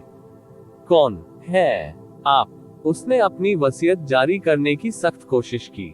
वह समझ सकता था कि वह उसके विचारों को पढ़ने में सक्षम है, लेकिन उसने कोई जवाब नहीं दिया और यू चे की आत्मा का हर कोना एक बार फिर उस भयानक खूबसूरत आवाज से भर गया। पानी का कानून, आग का कानून, हवा का कानून, बिजली का कानून, पृथ्वी का कानून। ये प्रारंभिक अराजकता क्षेत्र के 5 सबसे बुनियादी मौलिक कानून हैं। प्रकाश का नियम, जीवन, अंधेरे का नियम, मृत्यु, ये उच्च श्रेणी के मौलिक कानून हैं जो 5 बुनियादी मौलिक कानूनों से ऊपर हैं। अंतरिक्ष का नियम, आयाम, समय का नियम, पुनर्जन्म, ये सृष्टि के सर्वोच्च नियम हैं जो मौलिक कानूनों से ऊपर हैं। और इन सभी कानूनों की उत्पत्ति, वह कानून जो सर्वोच्च कानूनों से ऊपर है। शून्यता का कानून, उद्धरण चिन्ह ... उद्धरण चिन्ह। यू चे को ऐसा लगा जैसे वह कोई रहस्यमय स्वर्गीय गीत सुन रहा हो। जीवन और मृत्यु का अनुभव करने के बाद, आयामों और पुनर्जन्म को पार करने के बाद, अंततः एक जीवित प्राणी है जो शून्यता के नियम के संपर्क में आया है। यहाँ तक कि स्वयं सृष्टि देवता भी पहले कभी इसके संपर्क में नहीं आए हैं। युनचे, शून्यता का नियम। आपके संबंध में जो शून्यता के नियम के संपर्क में आने में सक्षम है, मैं पहले से ही आपके भाग्य को स्पष्ट रूप से देखने में असमर्थ हूँ। जाओ और विश्व विरोधी स्वर्गीय मैनुअल के अन्य 2 भागों को ढूंढो। मैं उस दिन का बेसब्री से इंतजार कर रहा हूँ जब मैं वास्तव में आपसे मिलने में सक्षम हूँ। वह प्रकाश की आकृति धूमिल हो गई और उसके सामने की खाली दुनिया बिना किसी आवाज के अचानक गायब हो गई। जियो लिंगजी, सुलिंगर और बाकी लोगों के चिंतित चेहरे अचानक यूचे की दृष्टि में आ गए। जब यूनचे की आंखें फिर से फोकस में आ गईं, तो फेंग जुएर ने खुशी से चिल्लाकर कहा, बिग ब्रदर यू, आप आखिरकार जाग गए। यूनचे ने अपना सिर हिलाया, उसकी अभिव्यक्ति चकित थी। अभी वास्तव में क्या हुआ? सुलिंगर ने पूछा। अभी ऐसा लग रहा था जैसे आप अचानक आत्मज्ञान की स्थिति में प्रवेश कर गए हो, लेकिन आत्मज्ञान? यूनचे की भौहें पीछे की ओर झुक गईं और उसने मुंह बना लिया।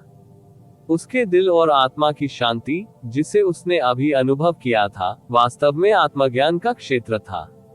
विश्व विरोधी स्वर्गीय मैनुअल के छंदों के कारण वह अचानक आत्मज्ञान के क्षेत्र में प्रवेश कर गया था, लेकिन स्पष्ट रूप से उसके पास अब कोई गहरी ताकत नहीं थी, और यहाँ तक कि उसकी गहरी नसें भी मरने की स्थिति में थी। तो आत्मज्ञान कैसे हो सकता था? इसके अलावा, जब उसके पास अभी भी अपनी गहरी ताकत थी, तो उसने इन छंदों से कुछ भी हासिल नहीं किया था। लेकिन अब जब उसने अपनी सारी ताकत खो दी है, तो क्या वह अचानक आत्मज्ञान की स्थिति में प्रवेश कर सकता है? उद्धरण चिन्ह ... शून्यता का नियम। यू चे ने अनजाने में अपनी सांसों में ये शब्द बुदबुदाए, शून्यता का नियम। फेंग जुएर और बाकी लोग उन शब्दों से हैरान थे। वे नहीं जानते थे कि इन शब्दों का क्या मतलब है, और न ही उन्होंने ये शब्द पहले कभी सुने थे। युन चे ने अपना सिर उठाया और अंततः अपने होश में वापस आ गया। ये देखकर कि उसके आसपास की सभी लड़कियों के चेहरे पर चिंता के भाव थे, वह जल्दी से मुस्कुराया और उन्हें सांत्वना देते हुए कहा, कुछ भी गलत नहीं है। मैं शायद वास्तव में एक ऐसी स्थिति में प्रवेश कर गया हूं जो बहुत अलग नहीं थी अभी आत्मज्ञान से। यह उस गहन सूत्र के कारण था जो मैंने कई वर्ष पहले पढ़ा था। मैं तब इसे समझ नहीं पा रहा था, लेकिन किसी अजीब कारण से मैं अचानक इसे समझने में सक्षम हो गया। तो फिर ठीक है। जियो लिंगजी आखिरकार राहत की सांस लेने में कामयाब रही और उसने धीरे से उसकी छाती पर हाथ फेरा। फेंग जुएर ने अपना सिर हिलाया, लेकिन उसकी फीनिक्स भौहें हल्की सी बुनी हुई थी। वह जियो लिंगशी नहीं थी, जिसकी गहन तरीके की समझ बहुत उथली थी। युन चे के शब्द गहन तरीके के सबसे बुनियादी तर्क के विरुद्ध थे। गहन मार्ग का ज्ञानोदय। यदि यह गहन मार्ग का नहीं था, तो ये ज्ञान कहां से आ रहा था? हालांकि चूंकि युन चे ने पहले ही ऐसी बात कह दी थी, इसलिए वह स्वाभाविक रूप से इसे आगे नहीं बढ़ाएगी। बड़े भाई यू चे, जाओ और पहले थोड़ी देर आराम करो। उसके बाद मैं तुम्हारे शरीर का ठीक से निरीक्षण करूंगा।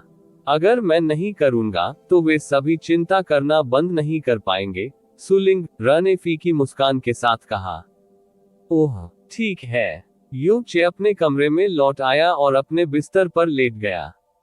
सु लिंगर उसके बगल में घुटनों के बल बैठ गई, उसके हाथ धीरे से उसके पूरे शरीर की मालिश कर रहे थे। उसने अपनी आंखें बंद कर ली और उस सन्नाटे में वे विचित्र छंद और वह आवाज जो उस खाली दुनिया से आई थी, उसके दिमाग में बिना रुके गूंजती रही। अंतरिक्ष और समय के नियम गहराई से ज्ञात उच्चतम स्तर के नियम थे।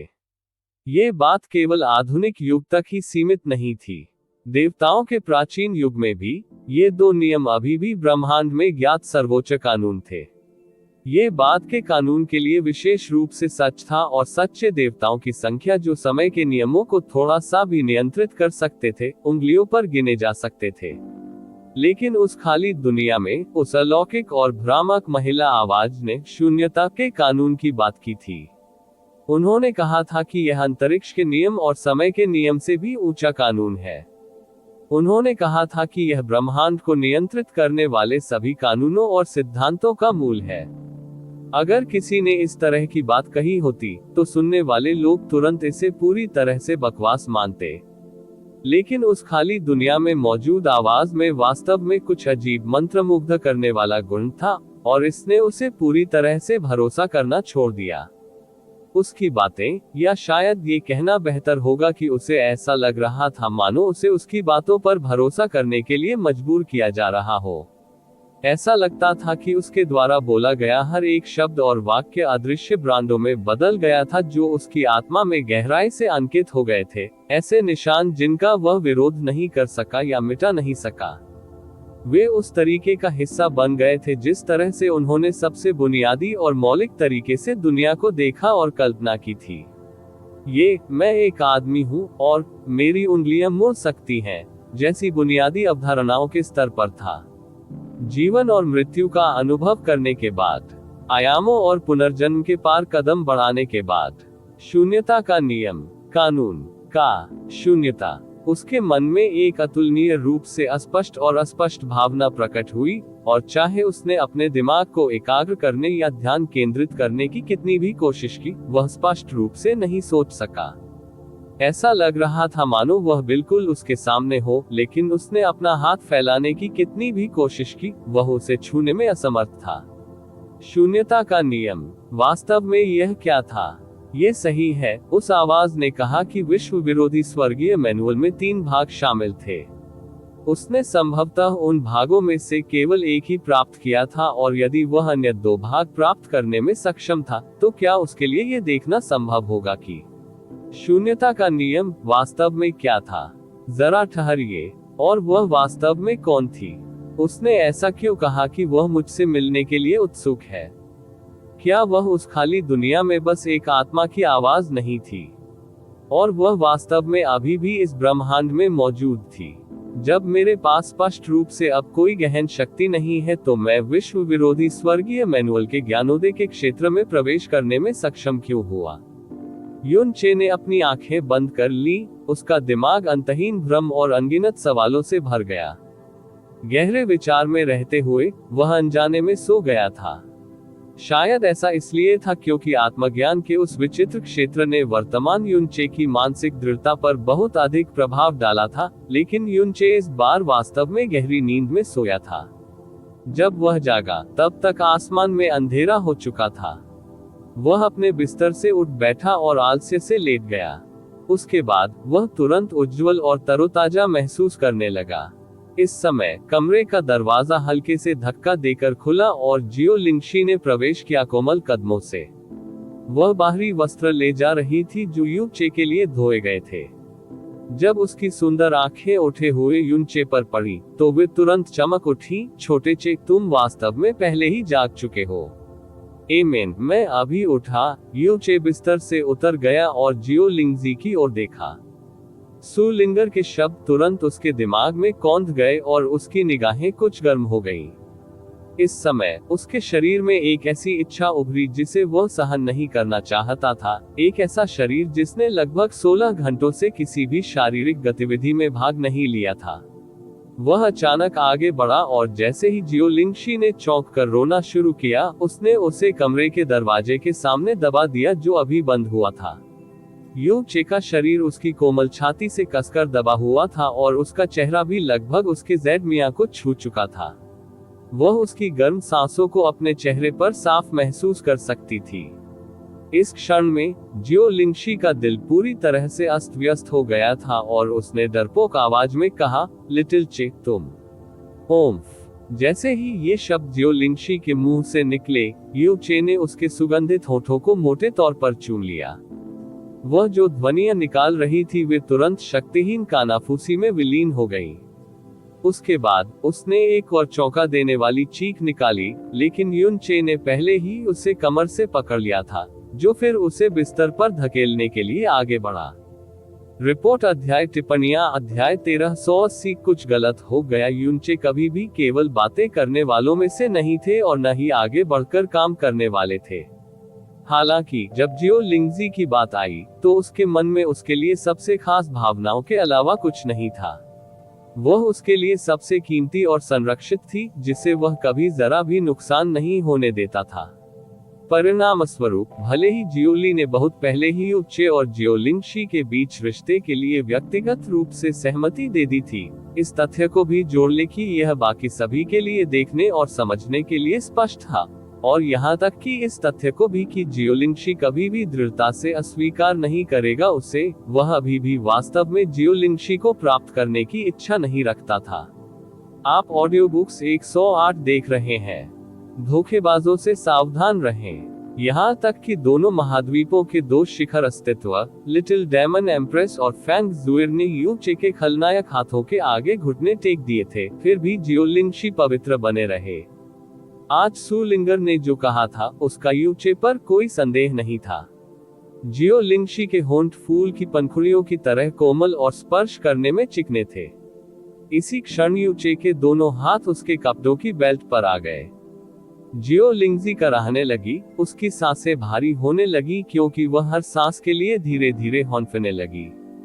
उसकी भौहें धीरे धीरे तन रही थी, उसकी त्वचा पूरी तरह से लाल हो रही थी। उसकी आंखें ऐसी लग रही थी जैसे वे परमानंद की मग्नता में खो गई हो। उसकी बेल्ट को यू चे ने पहले ही खींच लिया था, उसकी स्कर्ट पर लगे जेड क्लैप्स एक एक करके खोले जा रहे थे। उसने अपना दूसरा हाथ उसके कपड़ों में डाला और धीरे धीरे उसके बगल की आकृति को सहलाया। त्वचा के साथ त्वचा के शारीरिक संपर्क के कारण जियो लिंगशी की पुतलियां उछलने लगी, उसकी आंखें चौड़ी हो गईं, और वह और भी जोर से कराहने लगी। उसने विरोध नहीं किया, तनाव का एकमात्र संकेत प्रतिक्रिया में उसका शरीर कांपना था। उसके अंडरगारमेंट्स उतार दिए गए और उसके शरीर में एक अजीब सी सनसनी फैलने लगी। वे दो हाथ जो उस पर हमला कर रहे थे, तब तक वह और अधिक गर्म होने लगी जब तक कि उसे महसूस नहीं हुआ कि उसके सारे कपड़े यू चे ने उतार दिए थे। उसका शरीर जेड की तरह निर्दोष था जो उसके नीचे पूरी तरह से उजागर हो गया था। उसके कूल्हे धीरे धीरे हिलने लगे थे, खुद ही तेज सांसों की आवाज सुनाई देने लगी। उसका चेहरा तमतमा गया था और आंखें चमक उठी थी, लेकिन उसे अचानक महसूस हुआ कि यू चे अचानक रुक गया है, और यह रुकना काफी लंबा था, कोई साधारण विराम नहीं। जियो लिंगजी ने धीरे से अपनी आंखें खोली। यू चे के दोनों हाथ अभी भी उसके स्तनों को पकड़े हुए थे, लेकिन वे हिल नहीं रहे थे। उसके सामने का दृश्य कुछ अजीब था जिसे वह समझ नहीं पा रही थी। लिटिल चे, वह आत्मा को पिघला देने वाली आवाज में धीरे से फुसफुसाए। यू चे का पूरा शरीर कांप गया और उसने अचानक जियो लिंगजी के शरीर को छोड़ दिया, फिर मुड़ा और भाग गया। धमाके, ये कमरे का दरवाजा बंद होने की आवाज थी। दुनिया खामोश हो गई। चारों ओर के गर्म कामुक माहौल से हवा तेजी से ठंडी हो रही थी, यहाँ तक कि उसके भीतर ठंडक का आभास भी था। जियो लिंगजी, जो अस्वस्थ थी, ने अपने ऊपर एक रजाई खींच ली और अपने बर्फीले जेड जैसे शरीर को ढांक लिया, जबकि उसके चेहरे पर एक निराश और हताश चेहरा दिखाई दिया। सका चेहरा। वह निस्संदेह स्पष्ट थी कि यू चे की ओर से सभी लड़कियां तार्किक और शानदार थीं, विशेष रूप से फैंग जुएर और लिटिल डेमन महारानी। वे दोनों शानदार थी और शायद दोनों महाद्वीपों में कोई अन्य लड़की उनके बराबर पहुंचने का सपना भी नहीं देख सकती थी। यहाँ तक कि डेमन इंपीरियल सिटी में भी कई शाही परिवारों और अभिभावक परिवारों ने बार बार यून परिवार का दौरा किया और स्पष्ट रूप से ससुराल बनने की इच्छा व्यक्त की, भले ही वह एक उपपत्नी या यहाँ तक कि नौकरानी बनने के लिए भी हो। और वे जो आए थे वे राजाओं और कुलीनों की बेटियां थीं। जब प्रतिभा, साधना, पारिवारिक पृष्ठभूमि, पद, दिखावे की बात आती है तो वह उनकी तुलना करने में असमर्थ थी और उनके संबंध में यू चे ने कभी भी स्वीकार नहीं किया था। इसके अलावा वो स्पष्ट रूप से जानती थी कि यू चे के पक्ष की महिलाओं में से उसे सबसे सामान्य माना जा सकता है, पूरी तरह से हर पहलू में। फेंग जुएर को अब फीनिक्स दिव्य देवी के रूप में जाना जाता था, जबकि लिटिल दानव महारानी भ्रामक दानव क्षेत्र की महारानी थी। Kang you blue wind nation की रानी थी, जबकि सु लिंगर मेडिकल संत की प्रत्यक्ष शिष्या थी। चू यूचेन को एक समय प्रोफाउंड स्काई में सभी में नंबर 1 सुंदरी माना जाता था और यून चे के साथ उनकी एक बेटी भी थी। और जब बात उसके पास आई तो उसके पास एक साथ बड़े होने से मिली भावनाओं और निकटता के अलावा देने के लिए और कुछ नहीं था। यहाँ तक कि फेंग जियान र का लगातार अनुसरण करना और उसकी सेवा करना केवल एक नौकरानी होने का दर्जा रखते हुए। फेंग जियान र हर तरह से उससे श्रेष्ठ थी। वह महसूस कर सकती थी कि यूनचे के मन में उसके लिए कितना प्यार था और यहाँ तक कि उनमें एक प्रकार का अनोखा लगाव भी था। यहाँ तक कि सबसे बड़ी मनोवैज्ञानिक और भावनात्मक बाधा, जियोली, ने पहले ही उन्हें अपना आशीर्वाद दे दिया था। इसके अलावा यून क्विंगहोंग और म्यू योरू उससे प्यार करते थे और उसके साथ अच्छा व्यवहार करते थे। यहाँ तक कि अन्य लड़कियां, Feng Juer, little demon empress Cang Su Ling र सभी ने उसे अपने में से एक माना, लेकिन उसने कभी उसे छुआ नहीं था। असल में उसे इस बात से बहुत फर्क पड़ता था। वास्तव में सु लिंगर, जिनके वह सबसे करीब थी, ने भी इसे महसूस किया था और इसलिए अक्सर इस मामले के संबंध में यूचे को संकेत दिया था।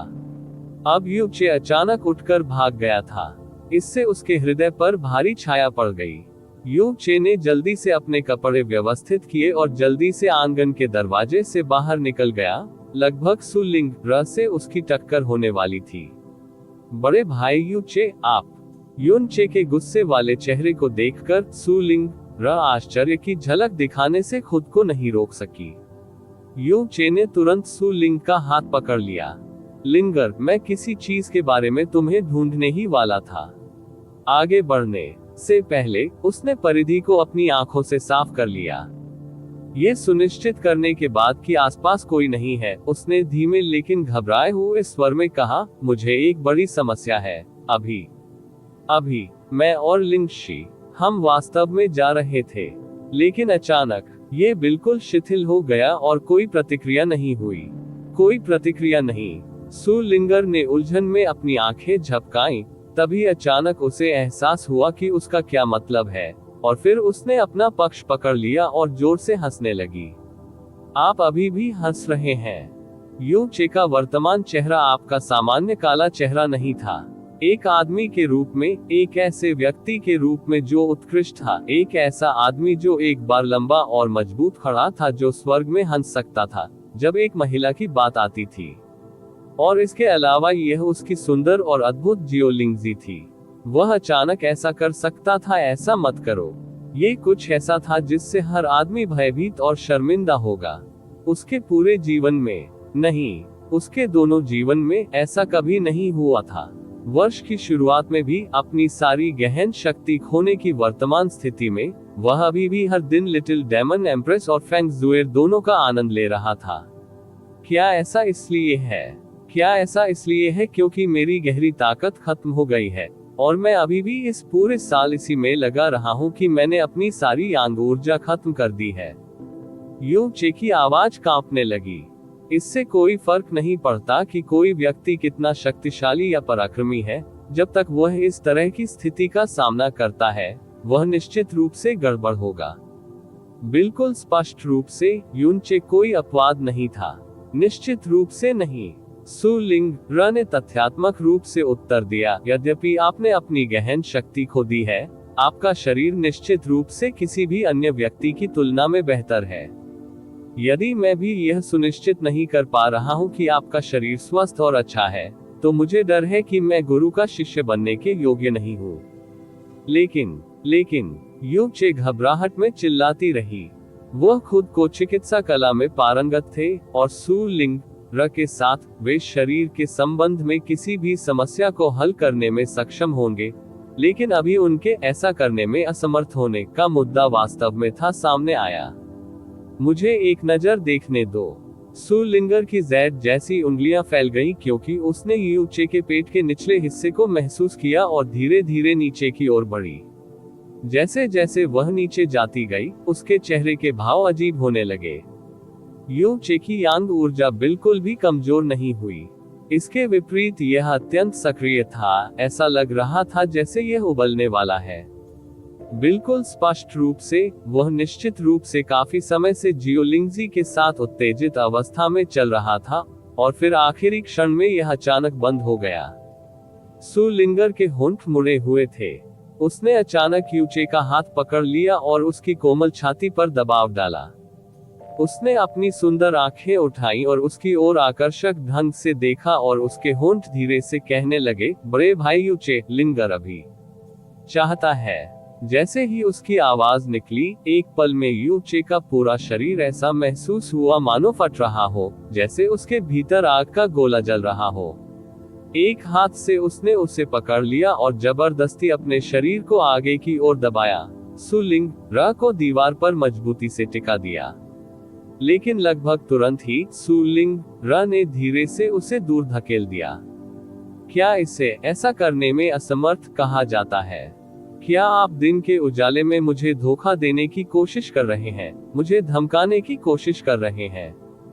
सु लिंगर की आंखें पानी की तरह साफ थी और जोर जोर से हंस रही थी। अभी यू चे को न केवल प्रतिक्रिया हुई थी, वह बिल्कुल आत्मा विस्फोट के कगार पर था। उसके दिल में घबराहट पूरी तरह से कम हो गई थी और उसका आत्मविश्वास 10 लाख मीटर ऊंचा हो गया था, लेकिन वह कम परवाह नहीं कर सकता था। वह तेजी से एक बार फिर सु लिंगर को दबाते हुए आगे बढ़ा। सु लिंगर चतुराई से दूर चला गया, उसकी पकड़ से बाहर कूद गया। वह हंसी, पिछली रात शायद तुम्हारे लिए पर्याप्त नहीं थी, जाओ अपनी लिंगजी की तलाश करो। जैसे ही उसकी मधुर आवाज सुनाई दी, वह एक झटके में गायब हो गई, यू चे की दृष्टि से ओझल हो गई। वर्तमान यू चे उसका पीछा करने में सक्षम नहीं होगा, भले ही वह 5 जोड़ी पैर और बढ़ा ले। यू चे मुस्कुराया और एक गहरी सांस ली, उसके बाद तेजी से वापस अपने आंगन की ओर भाग गया। दरवाजा तेजी से खुलने से जियोलिंगजी चौंक गई, जो अभी अपने अंडरवियर पहन रही थी। वह चौंक कर रोने लगी, जिसके बाद यू चे ने उसे बिस्तर पर जोर से धक्का दे दिया। जो अंडरगारमेंट्स उसने अभी अभी सावधानी से पहने थे, वे फट गए। लिटिल चे, तुम है। जैसे ही ये शब्द उसके मुंह से निकले, वह जोर से रोने लगी। 10 सांस के बाद यू चे एक बार फिर उस आंगन के दरवाजे से गुजरा। उसका चेहरा कड़ाही के तले जैसा काला था, जिसे हफ्तों से आग पर छोड़ दिया गया था। सु लिंगर, जो उन पर जासूसी करने आई थी, उसने यू चे को बाहर निकलते देखा। वह धीरे धीरे आसमान से नीचे उतरी। उसने यू चे का चेहरा देखा और धीरे से पूछा, बड़े भाई यू चे, आप कब से इतनी जल्दी कर रहे थे? हाँ। यू चे ने अपना हाथ अपने माथे पर रखा और लंबी सांस लेते हुए कहा, यह जल्दी खत्म करने या न करने का मामला नहीं था। मैं अचानक इसे दोबारा नहीं कर सका। उद्धरण चिन्ह उद्धरण चिन्ह डॉट डॉट डॉट उद्धरण चिन्ह। इस बार सु लिंगर हंसी नहीं, बल्कि गहरी सोच में डूब गई। उसने उसे समझाते हुए सांत्वना देने की कोशिश की, लिंग र आपसे वादा करता है कि आपके शरीर में कोई समस्या नहीं है, खासकर जहां आपकी मर्दानगी का सवाल है। यदि ऐसा हो रहा है तो शायद यह एक मनोवैज्ञानिक मुद्दा है। मेरा मानना है कि बिग ब्रदर यू चे भी निश्चित रूप से यह जानते हैं। उनका शरीर ठीक था, शारीरिक स्थिति उत्तम थी। सु लिंगर का सामना करते हुए वह निश्चित रूप से आगे बढ़ सकता था, लेकिन जब बात जियोलिंगजी की आई, तो वह वास्तव में असफल हो गया था 2 बार। अब एकमात्र संभावना यही थी कि यह एक मनोवैज्ञानिक समस्या थी। यू गू के शिष्य होने के नाते यू चे ने स्वाभाविक रूप से इस संभावना पर विचार किया था, लेकिन समस्या ये थी कि उन्हें निश्चित रूप से लगा कि जियोलिंगजी का सामना करते समय उनके पास ऐसी कोई मनोवैज्ञानिक बाधा नहीं थी। मूल रूप से वह ऐसा व्यक्ति था जिसने लिटिल डेमन एम्प्रेस पर कदम उठाने की भी हिम्मत की थी, एक ऐसा व्यक्ति जो उसे सिर्फ एक उंगली से अनगिनत बार मार सकता था। उसने शेन शी जैसे अस्तित्व को भी धक्का देने की हिम्मत की थी, और यहाँ तक कि जब उसे इस तथ्य के बाद पता चला कि प्राइमल कैस का सर्वोच्च शासक ड्रैगन सम्राट स्वयं उसके प्यार में पागल था, तब भी वह बिना किसी समस्या के ये काम कर सकता था। जब जियोलिंगजी की बात आई तो उनके पास यह मुद्दा क्यों था? यदि यह वास्तव में एक समस्या थी, तो यह समस्या किस कारण से उत्पन्न हुई? अगर वहां था वास्तव में एक मनोवैज्ञानिक मुद्दा, क्या उसे इस बारे में सबसे स्पष्ट नहीं होना चाहिए कि क्या उसे कोई समस्या है? यू चे की विकृत अभिव्यक्ति को देखते हुए सु लिंग रा ने सांत्वना के कुछ शब्द पेश किए, या शायद आप ऐसा इसलिए कर रहे हैं क्योंकि मैंने इसे एक मनोवैज्ञानिक समस्या होने का मुद्दा उठाया था, और इसलिए आप दूसरी बार भावनात्मक रूप से तैयार नहीं थे आसपास।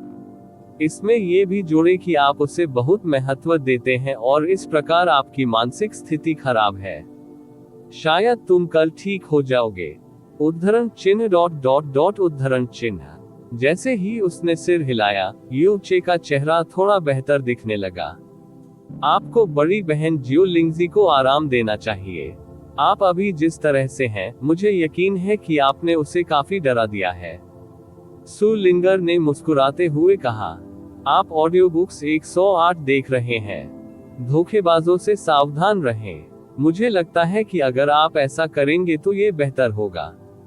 यू चे ने एक बार फिर अपना हाथ उसके माथे पर दबाया। मैं नहीं जानता कि अभी उसका सामना कैसे करूं। क्या तुम्हें लगता है भविष्य में लिंगजी मुझे नीची दृष्टि से देखेगी? उद्धरण चिन्ह ... उद्धरण चिन्ह। सु लिंगर ने अपना सिर हिलाया, बिल्कुल नहीं। भले ही दुनिया में हर कोई तुम्हें नीची दृष्टि से देखे, लेकिन बड़ी बहन लिंगजी कभी भी तुम्हें हेय दृष्टि से नहीं देखेगी। नहीं कि मैं उस तरह की नजर नीचे करने के बारे में बात नहीं कर रहा हूँ। यह यू चे ने अपने दोनों हाथ अपने सिर पर रख लिए। कोई भी, वैसे भी, मैं जुएर के घर जाऊंगा। ठीक है। सु लिंगर केवल इतना ही उत्तर दे सका। वह जानती थी कि यू चे वास्तव में क्या करने जा रहा है। अगर वह छोटी दानव महारानी या चू यूचेन की तलाश में गया, तो उसे निश्चित रूप से थप्पड़ मारा जाएगा और उड़ा दिया जाएगा। इस समय केवल फैंग जुएर ही उसका मनोरंजन करेगी। वास्तव में वह उसे बिल्कुल भी अस्वीकार नहीं करेगी, चाहे समय या स्थिति कोई भी हो। युन चे ने 2 कदम आगे बढ़ाए, फिर तेजी से घूमे। उनका चेहरा गंभीर और सख्त था। आपको इस बारे में किसी को एक शब्द भी नहीं बताना है। मुझे पता है, सु लिंगर ने हंसते हुए कहा। रिपोर्ट अध्याय टिप्पणियां। इसी प्रकार के अपडेट्स लेते रहने के लिए हमारे चैनल ऑडियो बुक्स 108 को सब्सक्राइब करें और नोटिफिकेशन ऑन करें। धन्यवाद।